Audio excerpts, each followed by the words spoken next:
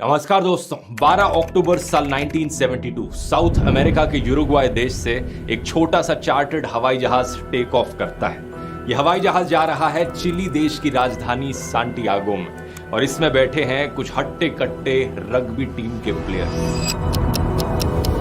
Total में 45 passengers हैं, तो इन प्लेयर्स के कुछ फैमिली और फ्रेंड्स भी साथ में आए हुए हैं। ये उड़ान कोई ज्यादा लंबी नहीं होनी थी। आमतौर पर यूरुग्वाय से सांटियागो जाने में सिर्फ 3 घंटे का ही समय लगता है, लेकिन रास्ते में बीच में आती हैं विशाल एंडीज की पहाड़ियां। साउथ अमेरिका में मौजूद एंडीज माउंटेन रेंज दुनिया की लॉन्गेस्ट माउंटेन रेंज है और हिमालय की पहाड़ियों के बाद सबसे ऊंची पहाड़ियां भी यही पाई जाती हैं। यही सुंदर पहाड़ियां हमारी कहानी में इन पैसेंजर्स के लिए एक भयानक मुसीबत बनकर खड़ी हो जाती हैं। 12 अक्टूबर के उस दिन पहाड़ियों में तूफान आता है, जिसकी वजह से प्लेन आगे नहीं जा पाता। पायलट्स डिसाइड करते हैं कि वो रास्ते में ही रुक जाएंगे और अगले दिन दोबारा से उड़ने की कोशिश करेंगे। अर्जेंटीना के मेंडोजा शहर में प्लेन को रात के लिए लैंड करा दिया जाता है। अगला दिन 13 अक्टूबर ये विमान दोबारा से टेक ऑफ करता है दोपहर के 2:18 पर। पायलट्स ने देखा था कि मौसम साफ हो गया है, तो अगले 1 घंटे तक सफर काफी सुहाना रहता है। 3:21 पायलट्स प्लेन को डिसेंड कराने लगते हैं। ये प्लेन सांटियागो के काफी करीब पहुंच रहा था, लेकिन अभी भी पहाड़ियों में ही था, क्योंकि इस शहर के बगल में बहुत ऊंची ऊंची पहाड़ियां हैं। नीचे उतरते समय अचानक से भयानक टर्बुलेंस देखने को मिलती है। प्लेन बहुत तेजी से ऊपर नीचे हिलने लगता है। इसी समय आसपास बहुत सारे बादल आ जाते हैं। चारों तरफ बादल ही बादल, कुछ दिखाई नहीं देता।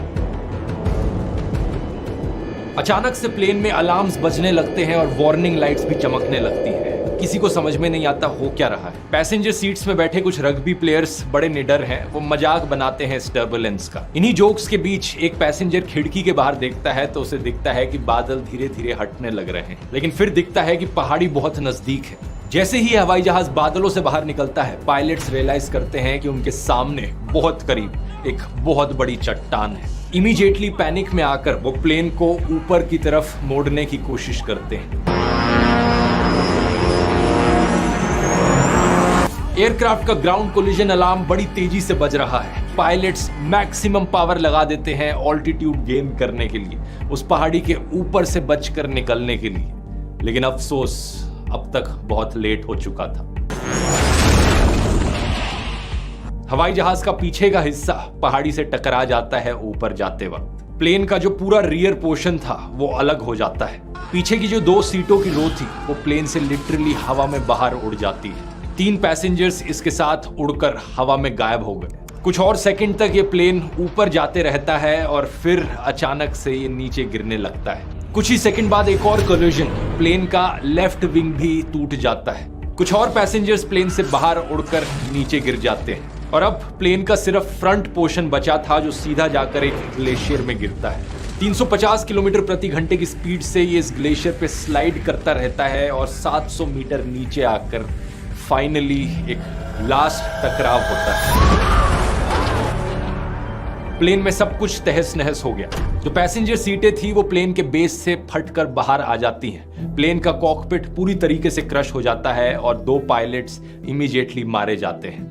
यह हवाई जहाज अब एंडीज की किसी अनजान पहाड़ी पे 3570 मीटर की हाइट पर टूटा हुआ पड़ा है। हैरानी की बात यह है कि प्लेन में बैठे 45 लोगों में से 33 लोग अभी भी जिंदा हैं। ये इस क्रैश को सरवाइव कर गए हैं किसी तरीके से। बस प्रॉब्लम यह है कि इनमें से कई लोग जख्मी हैं और कोई नहीं जानता कि ये कहां पर अटके खड़े हैं। पता चलता है कि ये प्लेन अपने प्लान्ड रूट से 80 किलोमीटर भटक चुका था और ये सर्वाइवल की दर्दनाक कहानी तो बस अभी शुरू हुई है दोस्तों। ना तो वो लोग उस वक्त इमेजिन कर सकते थे, ना ही आप लोग इस वक्त इमेजिन कर सकते हो कि इन सर्वाइवर्स के साथ आगे हुआ क्या। ये है दिल दहला देने वाली कहानी यूरुग्वायन एयरफोर्स फ्लाइट 571 की। आइए जानते हैं आज के इस वीडियो में दोस्तों। An old transport plane crashed in the Andes Mountains. 45 persons were aboard, given up for dead. Survival fascinates people. All of the passengers were given up for dead. It became known as the Miracle of the Andes. इस crash के एकदम बाद 2 survivors ऐसे थे जिन्हें ज्यादा चोट नहीं पहुंची थी। पहले 19 साल के रॉबर्टो कैनेसा और दूसरे 20 साल के गुस्तावो ज़ेर्बिनो।